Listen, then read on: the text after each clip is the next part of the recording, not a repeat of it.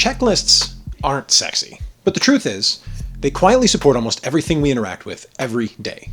Planes don't take off without one, surgeries don't start without one, and whether you realize it or not, your favorite restaurants rely on them too, at least the successful ones. And yet, if you're anything like me, you've probably written plenty of checklists that never actually got used. Worse, the problems they were designed to solve still happen. I've seen this more times than I can count. But the moment it really hit me was in 2010 when I stepped into the Westchester Beach Club. 25 days before opening, no team, no prep, no systems, and the people I was supposed to hire, all part-time summer help. About 60 of the 70 were between the ages of 15 and 22. It was everyone's first day, and in some cases, first job. And I had to be effective immediately. I'll never forget the moment I watched a line cook absolutely destroy a cheeseburger on a flat top. No seasoning, no bun, no plate. Just burnt meat and confusion. I'd never in my life considered writing a checklist for grilling a burger, but in that kitchen, that's exactly what had to happen. Bun, seasoning, plate, serve, every single time. That experience forced me to confront a hard truth. It wasn't that the team didn't care, some did, some didn't, but the real issue that I could actually resolve was that they didn't know. And even more so for more advanced cooks, it's easy to assume that they do, but often they don't understand just how powerful and useful a checklist can be. Now in this video, I want to walk you through the exact process that I use to build checklists that actually work. Checklists that improve execution, reduce mistakes, prevent misses, and most importantly, get used. Whether you're onboarding a new cook, prepping for service, or running an event, this simple process will give you clarity, confidence, and consistency.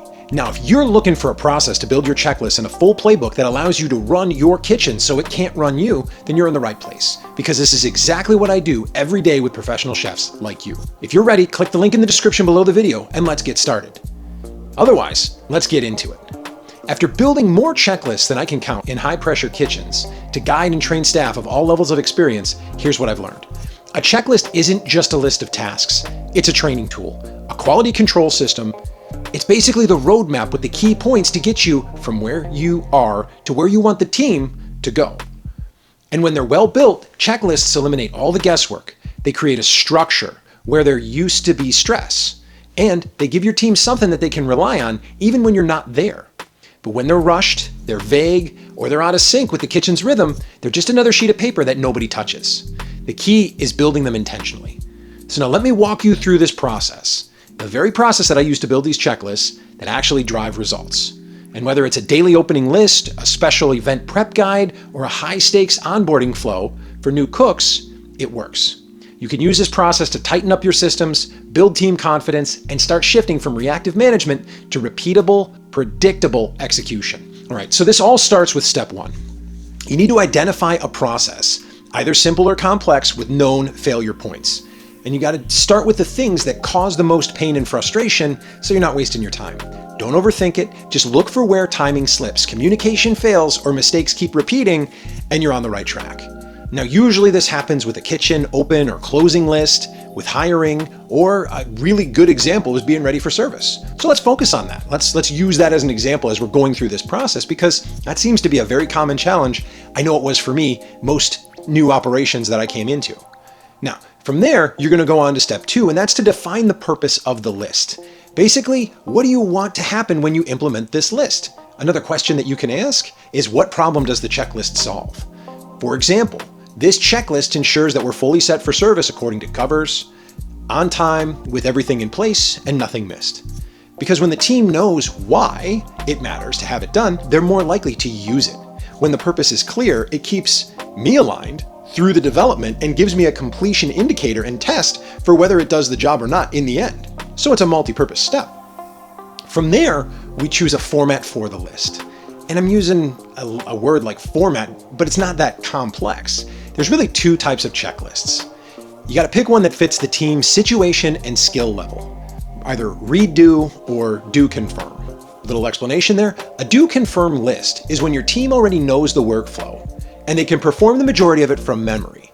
And so a do confirm list allows people to do what they're supposed to do, then using the checklist confirm what got done. That also helps make sure that critical steps don't get missed along the way. The other end of it is the read-do list. And this happens to be best for early on workflows, for onboarding, for new cooks with less experience. The read-do is really what it says. It's you read the step and then you do it in sequence. And it's really ideal for onboarding and for complex workflows and anywhere where you've got people with a limited amount of experience. Next, we define the trigger point. And this is when exactly should the checklist be used. Is it at 5:15? If we're going back to our example of being ready for service on time, is it 20 minutes before pre-shift? Is it at handoff?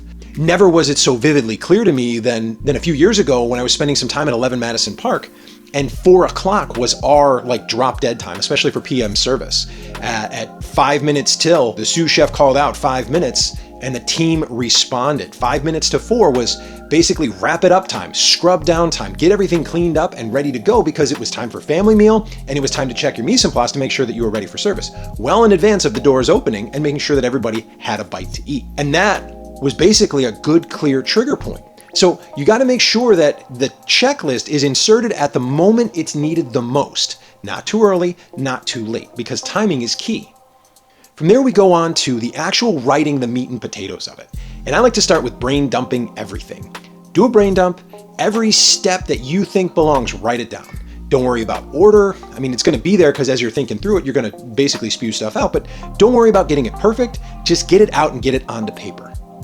Once you've got everything that you think out, then get down to it and look at the critical few tasks of what needs to take place, right?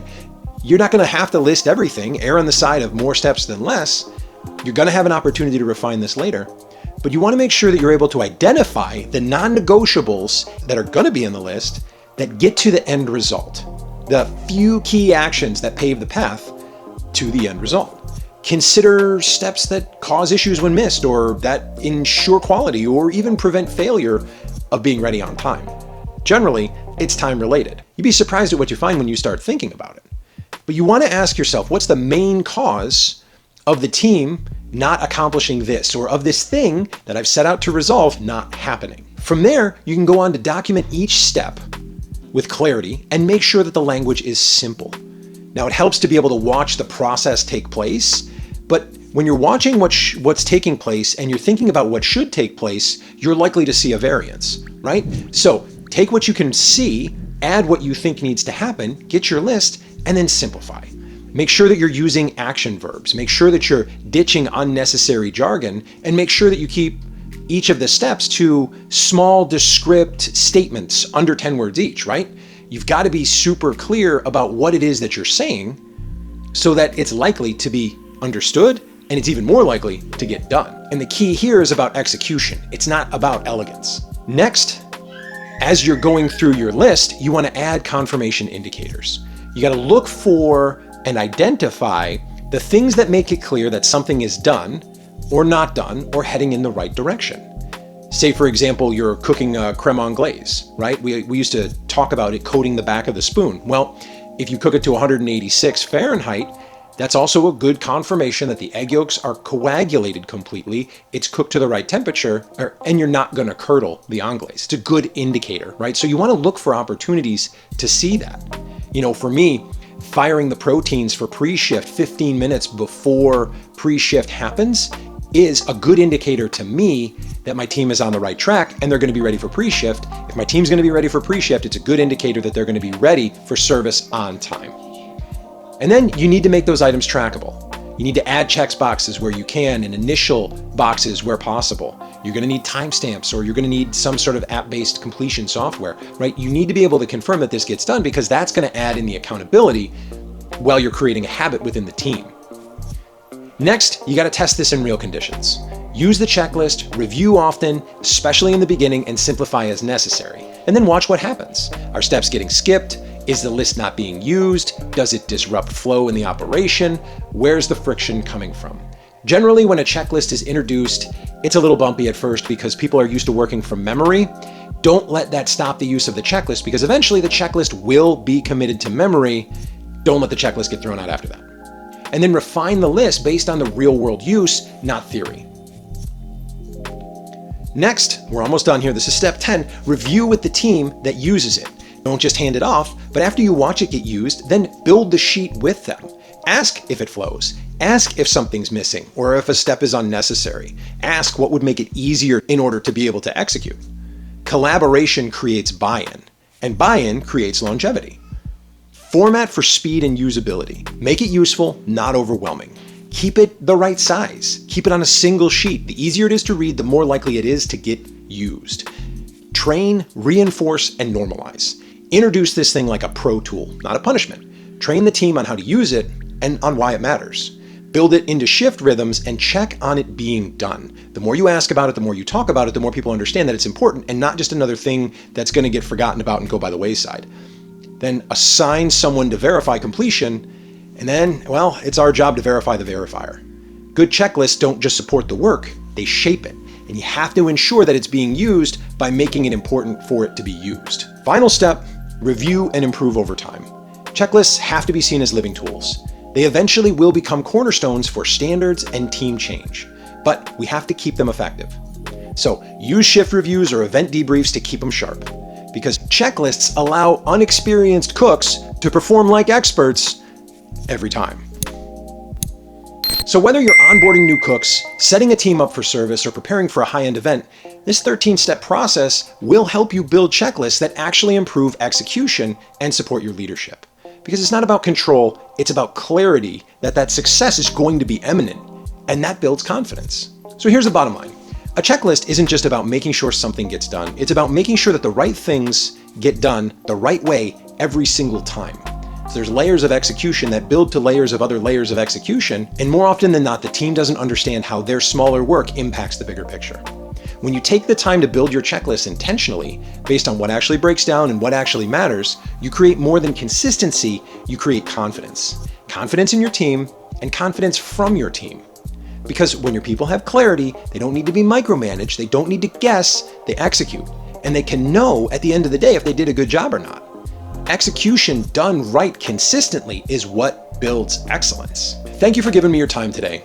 If you have some useful takeaways here, be sure to like, share, and subscribe for more.